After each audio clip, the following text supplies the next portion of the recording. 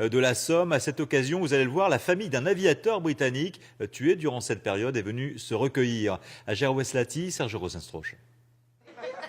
Moment historique pour cette famille anglaise. Certains d'entre eux ne s'étaient jamais rencontrés, pourtant tous partagent un grand-oncle commun, Charles Palmer.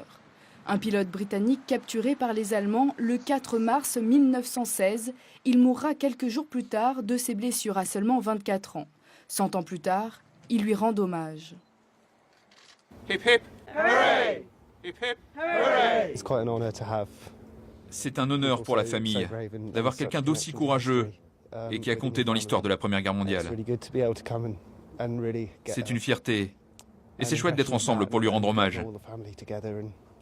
C'est un événement assez extraordinaire dans une vie. Ils ont sacrifié leur vie pour nous dans l'espoir de la liberté. C'est important de se souvenir de ces gens comme d'un modèle et de ne pas oublier les pertes tragiques comme celle de Charles, qui est mort à seulement 24 ans. Charles Palmer effectue un vol de reconnaissance au-dessus de Valenciennes lorsque lui et son copilote sont pris sous les feux des Allemands. Contraint, le jeune pilote britannique atterrit sans moteur sur un terrain vague. La mairie de Somain réussit à retrouver les traces de la zone d'atterrissage grâce aux recherches de cet homme. J'ai réussi à avoir des archives officielles du décès d'un aviateur. C'est ce que j'ai dit tout à l'heure.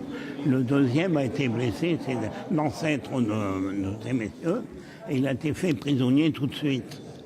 C'est bien que les Allemands l'ont pris et n'ont pas donné son identité. Et je suis heureux d'avoir une identité actuellement.